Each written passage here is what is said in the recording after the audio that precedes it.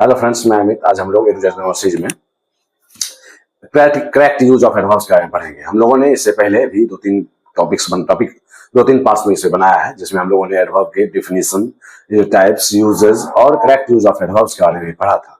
अब हम लोग उसी में ऐड करते हुए और कुछ पढ़ेंगे। जैसे हम लोगों ने too, very, too much, much too और भी बहुत सारे एडवर्ब्स के यूज के बारे में पढ़ा था। अब हम लोग अभी एगो, बिफोर और ऑलरेडी के बारे में देखेंगे। अगो, बिफोर और ऑलरेडी के बारे में देखेंगे। तो अगो का यूज हम लोग पहले के अर्थ में पास्ट टेंस में करते हैं। अगो का यूज हम लोग पहले के अर्थ में पास्ट टेंस में करते हैं। जैसे the train left a few minutes ago। तो यहां हम लोग देख रहे हैं कि the train left a few minutes अगो। हम लोगों ने इससे पहले येट के यूज में देखा था कि येट का यूज हम लोग प्रेजेंट टेंस और प्रेजेंट परफेक्ट टेंस के लिए कर रहे थे, लेकिन अगो का यूज हमेशा और हमेशा पास्ट टेंस के लिए होता है, या प्रेजेंट टेंस और प्रेजेंट परफेक्ट टेंस के लिए नहीं होता है। तो अगो का यूज हमेशा और हमेशा हम लोग पास्ट टेंस के लिए करेंगे। The train left a few minutes ago. जैसे ही came to Patna 18 years ago। He came to Patna 18 years ago। Means पूर्व, पहले के अर्थ में हम लोग एगो का यूज करते हैं। सिर्फ यही ध्यान रखना है कि एगो का यूज हम लोग पास्ट टेंस के लिए करते हैं।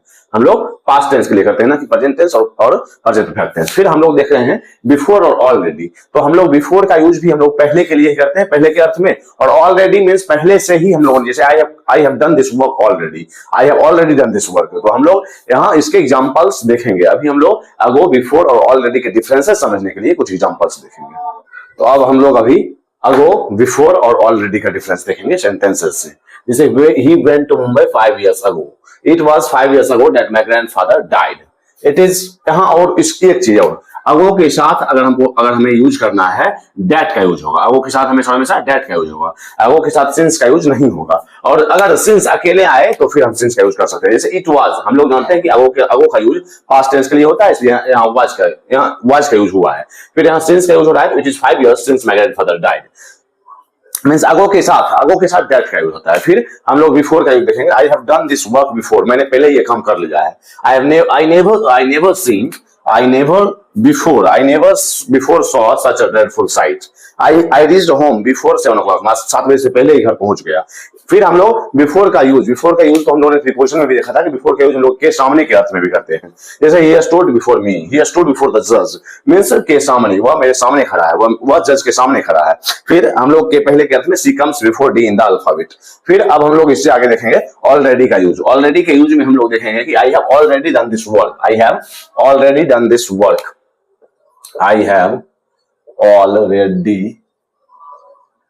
done this work। मैंने पहले ही यह काम कर रखा है। तो पहले ही के अर्थ में ऑलरेडी का यूज होता है। और यहां देखिए कि ऑलरेडी के साथ नोट का यूज नहीं होता है। नोट ऑलरेडी का यूज नहीं होता है। जैसे the shop has not been opened।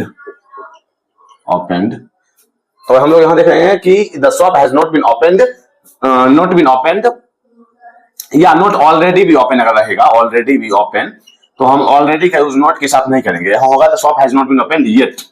The shop has not been opened yet. Not already का यूज नहीं करेंगे। नॉट के साथ अगर हम लोगों को अभी तक के अर्थ में करना है, या तो हम लोग येट का यूज करेंगे। येट का यूज हम लोग जानते हैं कि प्रेजेंट टेंस और प्रेजेंट परफेक्ट टेंस के साथ होता है। और अगो का यूज हम लोग पास्ट इंडेफिनिट या पास्ट टेंस के लिए करते हैं। अब इससे आगे हम लोग देखेंगे हार्ड, हार्डली, स्कार्सली और बेयरली का यूज। हार्ड, हार्डली, स्कार्सली और बेयरली का यूज। तो हार्ड का यूज हम लोग जानते हैं कि कठिनता से, या जैसे he works hard, he works hard. तो हम लोग यहां देख रहे हैं कि हार्ड का यूज हम लोग कड़ी मेहनत करने के लिए करते हैं। कड़ी या कठिन मेहनत। तो ही वर्क्स हार्ड, वह कड़ी मेहनत करता है। लेकिन अगर हम लोग इसी में एलवाई लगा करके हार्डली का यूज करना चाहें, तो हार्डली हम लोग जानते हैं कि मुश्किल से, बहुत मुश्किल से, या ना के बराबर के अर्थ में होता है। जैसे ही हार्डली वर्क्स at नाइट, या ही स्कार्सली वर्क्स एट नाइट। फिर हम लोग देख सकते हैं कि इसी के साथ हम लोग बेयरली का यूज कर सकते हैं, मींस ना के बराबर। तीनों हार्डली, स्कार्सली और बेयरली तीनों निगेटिव सेंस देते हैं। तो ही hardly works at night means वो रात में ना के बराबर काम करता है। ही तो अब हम लोग इससे आगे लेट और लेटली का यूज देखेंगे। लेट और लेटली के यूज में देखेंगे कि लेट का यूज हम लोग देर से के अर्थ में करते हैं। देर से में ही केम लेट एट नाइट। और हम लोग देखेंगे कि लेट के साथ हमेशा और हमेशा एट नाइट का यूज होगा, ना कि in the night. Late in the night नहीं, लेट एट नाइट। जैसे माय फादर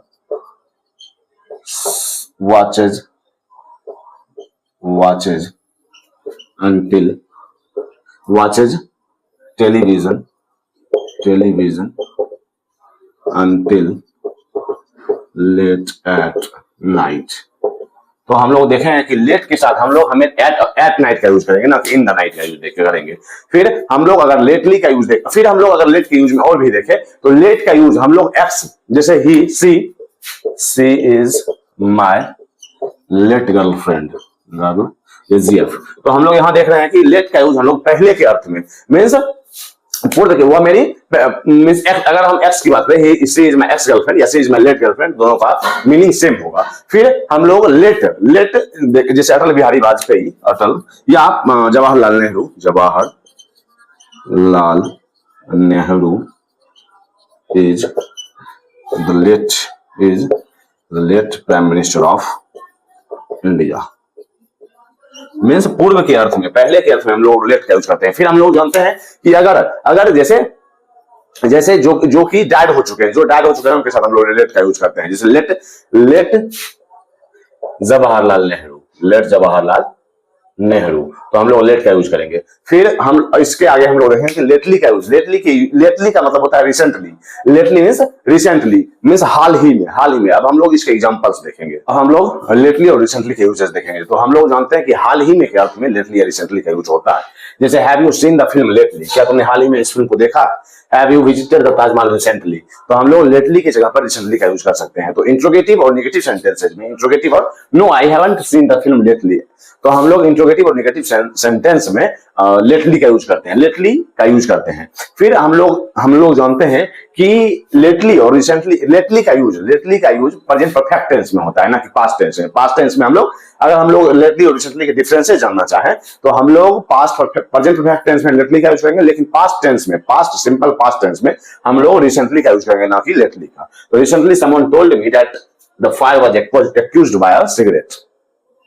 अब इससे आगे हम लोग वार्मली और कोल्डली का यूज देखेंगे हम लोग। तो वार्मली का यूज हम लोग जैसे गुड सेंस में करते हैं। वार्मली का यूज हम लोग गुड सेंस में करते हैं, और कोल्डली का यूज हम लोग बैड सेंस में करते हैं। जैसे ही वेलकम्ड